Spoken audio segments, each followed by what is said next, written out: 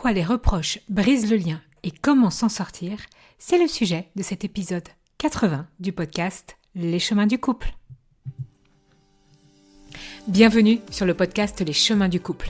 Je suis Céline Domecq, thérapeute et conférencière, experte dans la relation de couple depuis 2009. J'ai aidé et accompagné des milliers de personnes, que cela soit en ligne ou en cabinet. Ma mission est de vous aider à vivre une relation de couple sereine et épanouie. Être heureux en couple, c'est possible pour tout le monde. Donc si vous cherchez à améliorer votre relation amoureuse, vous êtes au bon endroit. Mon objectif dans ce podcast est de vous apporter un nouveau regard sur la relation amoureuse, plus de connaissances, d'informations et surtout des conseils. Ce podcast hebdomadaire sera un soutien pour transformer vos difficultés en opportunités de vivre la relation amoureuse que vous méritez. Je vous souhaite de passer un très bon moment. Démarrons ensemble ce nouvel épisode. Donc aujourd'hui, j'ai envie de vous proposer d'imaginer la scène. Et peut-être qu'elle est très récente pour vous. C'est la fin de la journée, vous rentrez chez vous avec l'envie sincère de passer un bon moment. Et puis, il y a cette petite phrase, ce détail, cette remarque. Alors, remarque, reproche, on sera forcément pas très loin. Tu as encore oublié de... Point de suspension. C'est toujours moi qui... Point de suspension. Et là, normalement, vous connaissez bien ça. Il y a en une fraction de seconde, l'atmosphère change. Alors, c'est pas toujours une explosion, d'accord? Ça peut pour certaines personnes et pour d'autres, ça va être au contraire, vraiment, je me referme. Eh bien, en fait, souvent, ce qui se passe, c'est une déconnexion dans la relation. Et là, il va y avoir un mur qui va commencer à se construire. Il y a le froid qui s'installe et il va y avoir une espèce de sentiment de solitude alors que vous êtes dans la même pièce, dans le même espace de vie. Alors, bien évidemment, face à tu as encore oublié de, qu'est-ce que on va faire? On va essayer d'expliquer, on va essayer de se justifier. On va même montrer que, en fait, on a raison d'avoir oublié de. Et quand l'un va parler de plus en plus, généralement, qu'est-ce qui se passe en face? L'autre s'éloigne aussi de plus en plus. Donc, peut-être que vous êtes ici et que vous avez vraiment ce sentiment d'être épuisé, d'avoir raison tout seul, ou que l'autre, il ait raison tout seul. D'autres vont se sentir aussi épuisés, de se sentir visés, pointés du doigt. Et la question qui va être présente quotidiennement, c'est la même.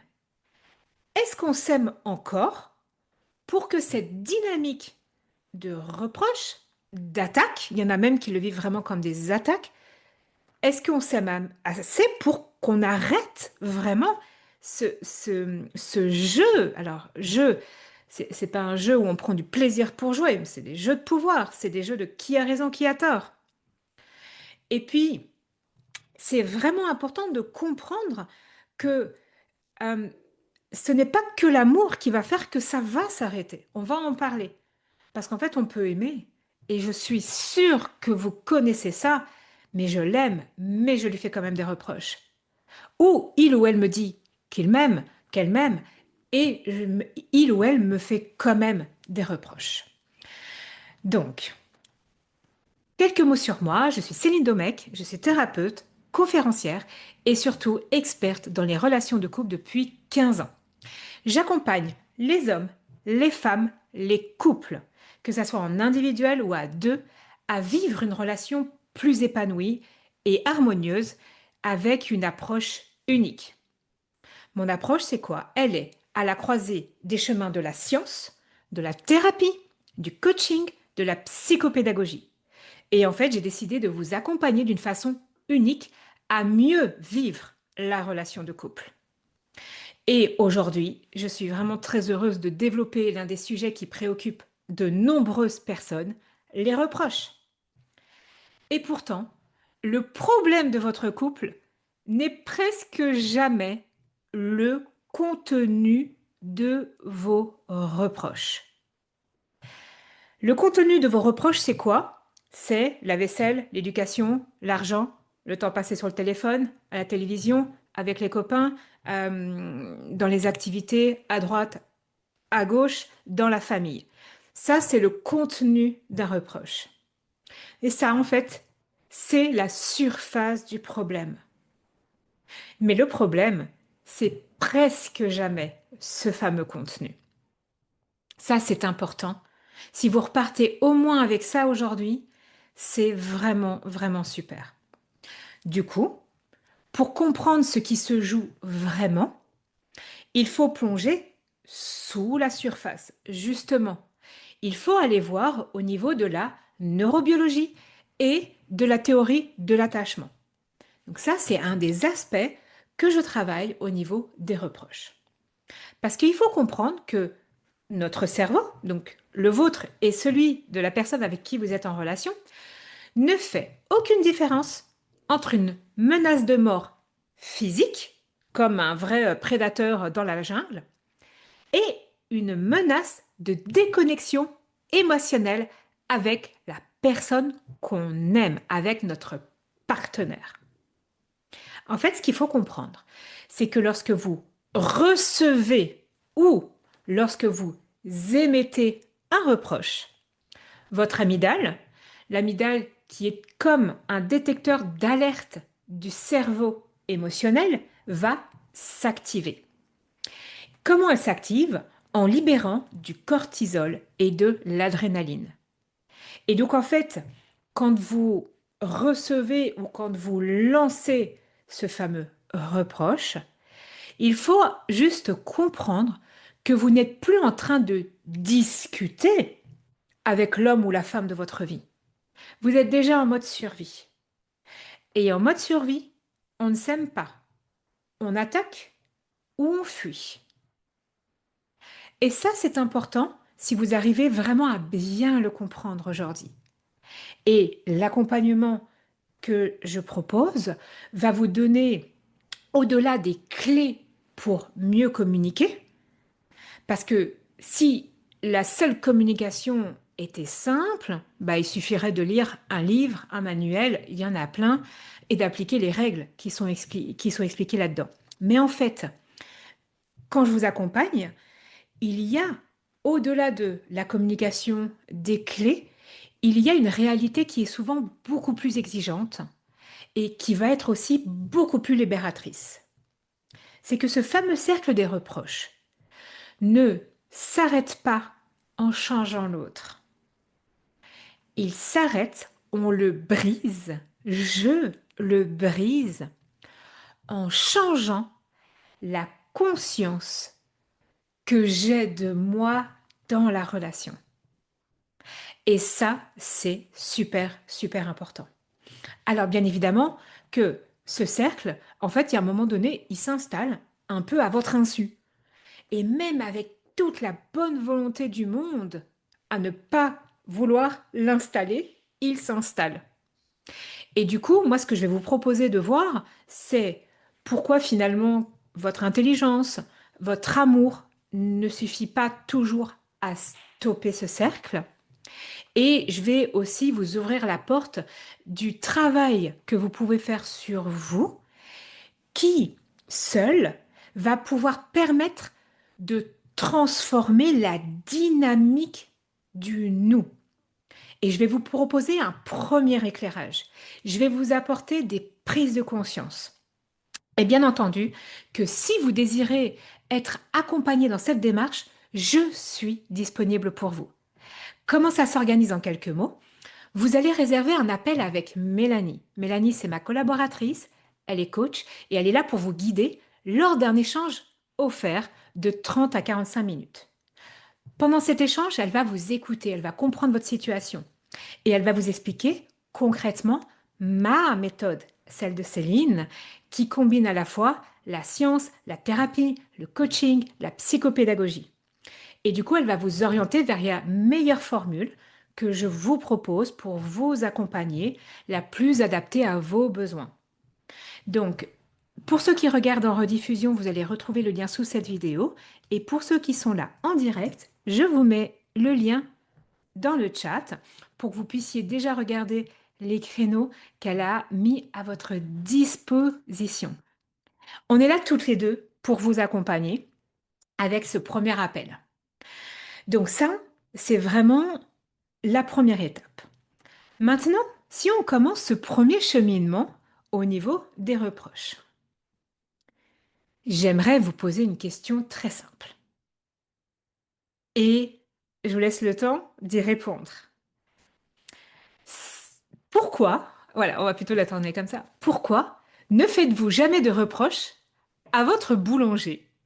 Ou, alors j'avais préparé avec votre collègue de bureau, mais je pense qu'on peut quand même faire des reproches quand même aux collègues de bureau, mais pas de la même façon. Bref, pourquoi on ne fait jamais de reproches au boulanger, euh, aux collègues de bureau, comme on le fait avec notre partenaire de vie? Je vous prends un exemple. Si votre boulanger, il oublie de mettre du sel dans le pain, bah vous allez être déçu, vous allez être peut-être agacé, mais vous n'allez pas ressentir cette décharge électrique, cette envie de lui dire: ah, c'est toujours pareil avec toi, tu ne penses jamais aux autres, à moi, tu ne fais jamais attention à ce que j'aime. Est-ce qu'on est d'accord avec ça? Que vous ne faites jamais de reproches à votre boulanger. Et surtout, moi, ce que j'aimerais que vous puissiez juste aujourd'hui amener à votre conscience, mais pourquoi? Pourquoi vous ne le faites pas? Alors attention, je suis pas en train de vous dire qu'il faut aller le faire, parce que demain, tous les boulangers de ceux qui sont présents, ils vont avoir du mal. Mais l'idée, c'est vraiment de comprendre le pourquoi il y a ça. Alors, je vais vous donner la réponse, bien évidemment. Parce que vous n'êtes pas attaché à votre boulanger. Ouais, parce que le boulanger n'est pas votre proche. En fait, il y a une notion vraiment d'attachement. Le reproche, c'est le prix à payer pour l'importance que l'autre a dans votre vie. Je vous la répète celle-là. Je ralentis exprès. Le reproche est le prix à payer pour l'importance que l'autre a dans votre vie. Plus on a une personne de proche, plus en général, il va se prendre des reproches. Là, c'est marrant. Vous avez vu le mot, en fait, reproche, c'est la première fois que je fais attention à comment il est coupé. Reproche, proche, bref. Voilà, j'espère que vous rigolez en même temps que moi parce que c'est quand même assez... c'est là maintenant que je le vois. Mais donc, en effet, souvent, on va faire beaucoup plus de reproches. Bah, par exemple, regardez pour ceux qui sont parents, qui ont des enfants, à nos enfants quand ils font pas ci, quand ils font pas ça, parce qu'en fait, plus on est proche de la personne, plus quelque part aussi on va soit s'inquiéter ou plein de choses. On va le voir aujourd'hui. Mais donc, on va attaquer violemment, donc on va mettre un peu le mot violent dans la notion de reproche, que les personnes dont nous avons viscéralement aussi besoin. John Bowlby, le père de la théorie de l'attachement, lui a mis en lumière et il expliquait que la colère dans une relation intime était souvent, à nouveau on n'est pas sur du 100%, mais souvent une colère d'espoir, une tentative désespérée de rétablir le contact avec une figure d'attachement que l'on sent s'éloigner. D'ailleurs, si je reprends l'exemple des enfants, le tunnel du soir où les enfants sont à l'école toute la journée, ils n'ont pas vu leur figure d'attachement, et en fait ils rentrent, il va y avoir pour certains enfants beaucoup de colère parce qu'en fait ils veulent rétablir le contact avec papa, maman. Et donc, là je vous donne l'exemple, dans le couple, mais en fait n'oublions pas que nous sommes profondément de grands enfants aussi, on a des mécanismes à l'intérieur enfantins, et c'est pas pour dire que nous sommes des enfants, mais quand on rentre le soir, c'est rarement le matin au réveil qu'il y a beaucoup de reproches, à part quand il y a une accumulation. Mais c'est souvent le soir, j'ai pris l'exemple du soir, mais en fait, le soir, on va aussi commencer avec les reproches et pour certaines personnes, et c'est là que vous devez identifier, c'est une tentative aussi de rétablir le contact avec l'autre que vous n'avez pas vu de la journée. Et donc, quand j'accompagne des personnes, mon premier travail, c'est de faire enlever les lunettes de la posture jugeante. Et on va aller mettre des lunettes pour aller chercher. Et l'idée, c'est de vous accompagner à voir que le reproche n'est pas une preuve de désamour, mais une preuve souvent de perdre l'autre. Et c'est là qu'en fait que mon accompagnement commence. On cesse de juger la forme pour honorer ce qu'il y a sous la surface, le besoin de lien qui crie vraiment en dessous. Et pour comprendre pourquoi le reproche est si puissant, ben, il faut regarder ce qui se passe dans notre tête. On a tous et toutes, un système nerveux qui a une mission qui est nous maintenir en vie. Stephen Porges, lui, il a développé, expliqué, mis en avant la théorie polyvagale et lui, il explique à partir de cette théorie que notre système de sécurité sociale interne scanne l'environnement en permanence. Si je me sens en sécurité avec mon conjoint, mon système nerveux est au repos. C'est l'état vagal ventral. Je vérifie juste mon son, excusez-moi. Voilà, ça c'est important. Et donc, quand on est dans cet état où le système nerveux est au repos, on est créatif, drôle, tendre. Dès que je perçois une critique, un reproche, un silence trop long, un regard fuyant, le système nerveux bascule en mode combat ou fuite. C'est chimique. C'est pas un manque de volonté. À ce moment-là, le néocortex, c'est la partie du cerveau qui réfléchit, qui est rationnelle, qui connaît les techniques de communication. Il va être littéralement débranché, coupé. Et c'est le système d'alarme qu'on a vu tout à l'heure, l'amygdale, qui va piloter. Le reproche, c'est l'arme de combat. Le retrait, c'est la fuite. Et c'est pour ça que je dis souvent à mes clients, ne vous en voulez pas de ne pas arriver à communiquer calmement quand vous êtes activé biologiquement, quand le cerveau, il a pété un plomb. Et alors, péter un plomb, dans ma définition, c'est le rationnel est déconnecté. Parce qu'en fait, c'est comme si vous demandiez à quelqu'un de faire des mots croisés alors qu'il y a un lion dans la pièce. Moi, je sais pas, il y a un lion, je monte très loin. Et mon rôle, c'est vraiment de vous apprendre à reconnaître ces signaux qui sont physiologiques avant que, justement, l'incendie va se propager, en fait, dans la relation. On va pas toujours travailler dans le dialogue. On va travailler le maximum sur les situations, les déclencheurs, la compréhension, l'analyse, mettre les lunettes de chercheur. Et puis aussi, bien évidemment, sur la régulation de votre système nerveux. Parce que quand le corps se sent en danger, le cœur reste fermé. Et en fait, si on pousse l'analyse un petit peu plus loin, qu'est-ce qu'on cherche vraiment quand on dit tu es encore sur ton téléphone? Est-ce qu'on parle vraiment du téléphone? Non. Est-ce qu'on est en train de demander est-ce que j'ai de la valeur à tes yeux? Est-ce que tu me vois encore? Peut-être. Et il peut y avoir encore plein d'autres choses. Et la grosse difficulté dans la relation de couple, c'est que nous exprimons nos besoins de tendresse, de lien, sous forme de critique ou de reproche. Par exemple, le besoin de soutien va devenir tu fais rien ici, tu fais jamais rien ici. Et en plus, pour certaines personnes qui vont utiliser les jamais toujours, ça en rajoute dans cette phrase. Le besoin d'importance va devenir tu penses qu'à ton travail, tu préfères rester au travail. Et la peur de la solitude devient tu es toujours avec tes amis. C'est toujours les enfants avant moi. Et en fait, c'est ça qui crée de profondes déconnexions dans la relation. Parce qu'en fait, en plus, on va utiliser les mots qui vont faire fuir la personne dont on veut se rapprocher.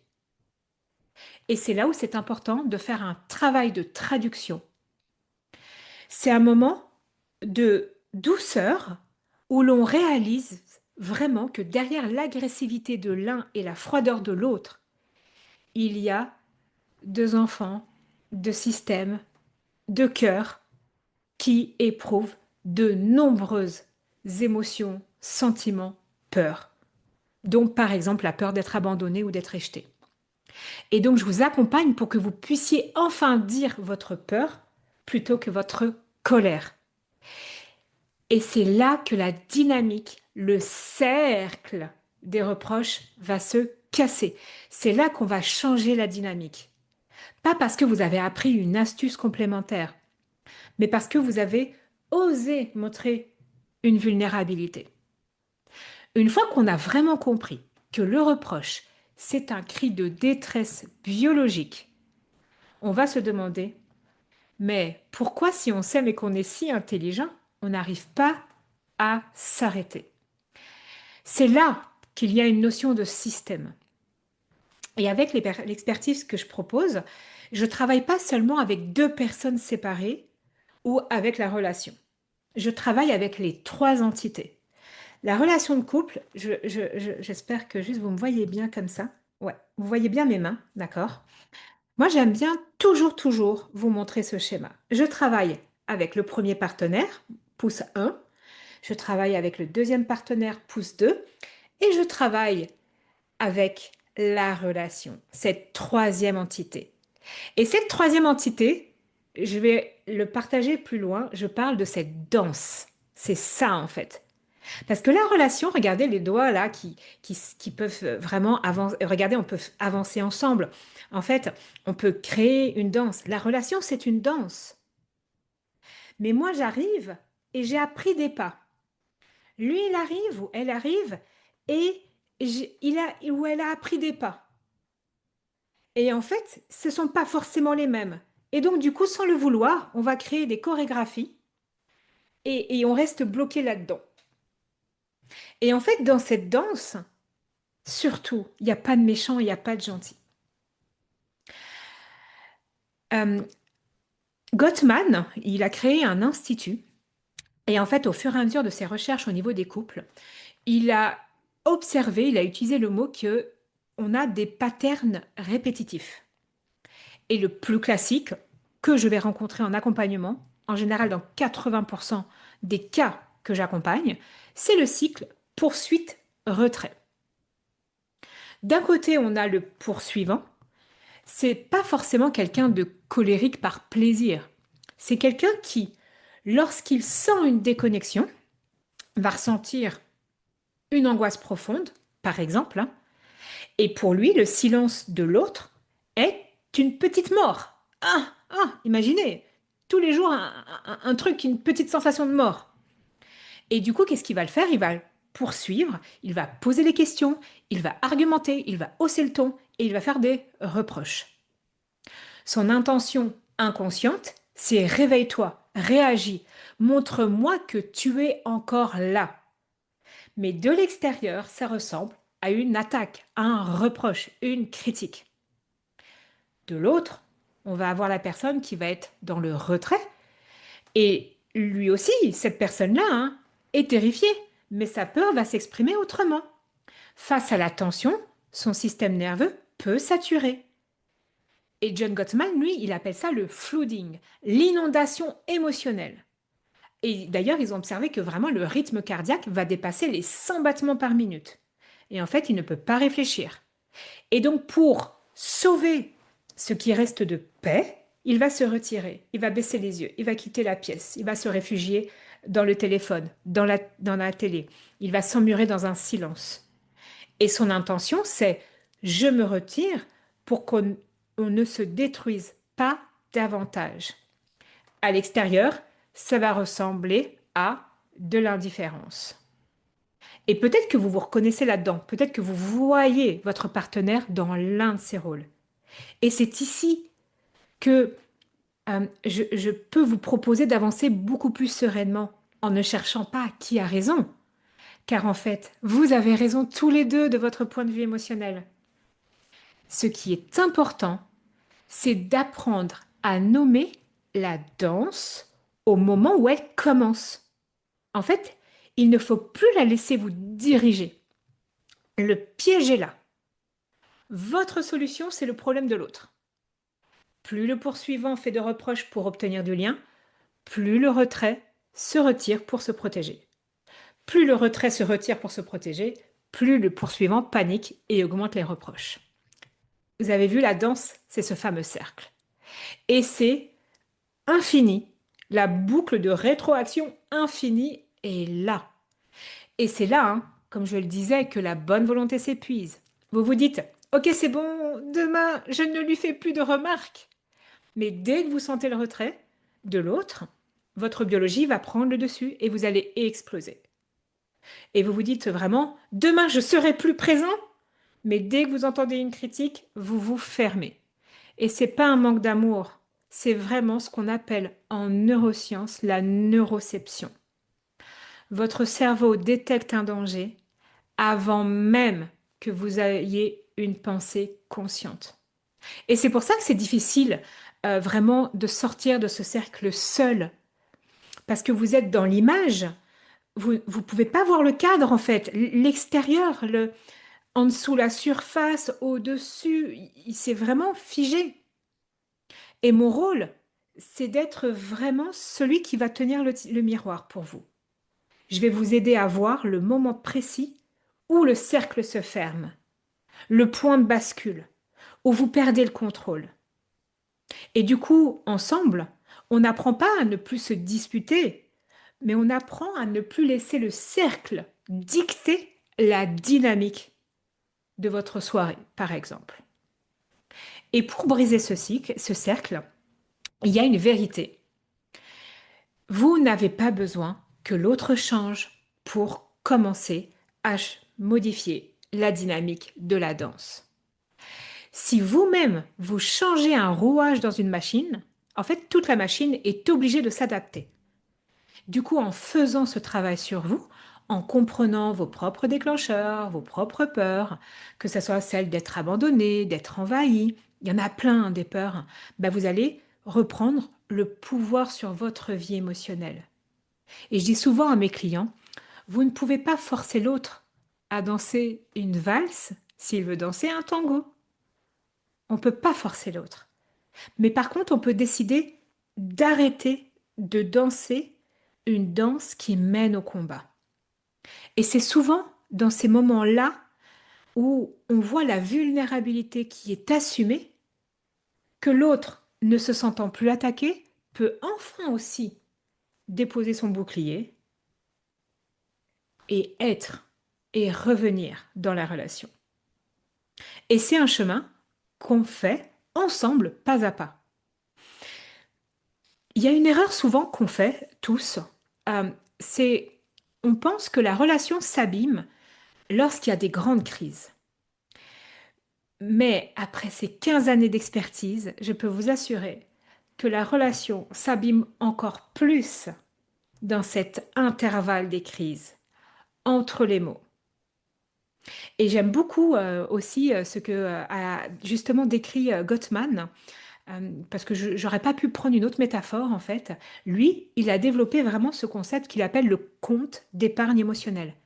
Chaque fois que vous avez une interaction positive, un sourire, une attention, un merci, bah vous déposez de l'argent sur le compte épargne. Chaque reproche, chaque critique, chaque moment de mépris, c'est un retrait de ce compte épargne. Et puis, justement, en allant chercher d'autres études, parce que je suis vraiment une grande passionnée d'aller voir toutes les différentes approches, les recherches scientifiques, et il y a eu des études qui démontrent. Donc, regardez ce compte épargne, hein. On ajoute, on dépose de l'argent avec une interaction positive, on retire à chaque fois qu'il y a une reproche, une critique, un moment de mépris et aussi les moments de retrait hein, qui ne sont pas sains. C'est-à-dire que ce n'est pas des moments de retrait où je te le dis, ah tiens, je vais prendre un moment pour moi, j'ai besoin de me détendre. Non, non, je parle du moment de retrait où vraiment je ne suis plus dans la relation. Ça enlève. Et donc, il y a eu certaines études qui disaient que il faut 7 attention, compliments pour compenser une critique. Et il y a des fois, et très souvent d'ailleurs quand j'accompagne, je vous demande et je vous propose, et c'est un exercice que vous pouvez faire là, quelques secondes. Est-ce qu'aujourd'hui, depuis ce matin, en fonction de votre décalage horaire, vous avez fait des compliments, des intentions positives? Combien? Et est-ce qu'il y a eu des critiques? Et regardez si déjà la balance, où est-ce qu'on en est? Et mettez 1 pour 7. C'est-à-dire pour qu'on ne ressente pas cette critique, ce reproche, il faudrait 7 interactions positives. Est-ce que c'est réellement fait? Donc ça déjà, c'est important que vous puissiez vraiment prendre conscience de ça. Et maintenant, on va revenir à ce cercle des reproches. Donc le plus dangereux dans cette dynamique, c'est pas toujours le retrait en lui-même. C'est surtout que votre compte, il commence à être à découvert et regardez comment il peut l'être très vite. Si pour un compliment, on en enlève 7. Attendez, je me suis en train de me tromper dans les calculs.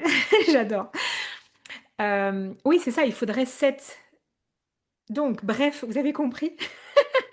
En gros, regardez comment le compte en banque peut aller très vite. Oui, c'est ça. En fait, une critique, ça enlève 7. Voilà, une critique, ça enlève 7 compliments. Ça va très vite. Donc, quand on est à découvert émotionnel maintenant, vous avez compris qu'on peut être très très vite à découvert.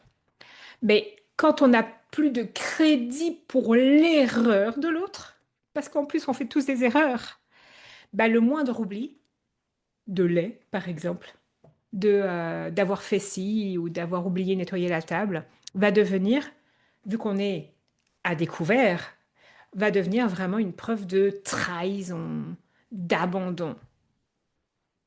Et ça va devenir vraiment une nouvelle blessure. Et souvent, les couples consultent quand le compte est à 0, voire très très très fort en négatif. Et, euh, et donc en vous aidant à reconstruire ça, bah, du coup on recrée vraiment du positif. Et puis la deuxième approche que j'ai, c'est aussi important d'éviter d'arriver à cela.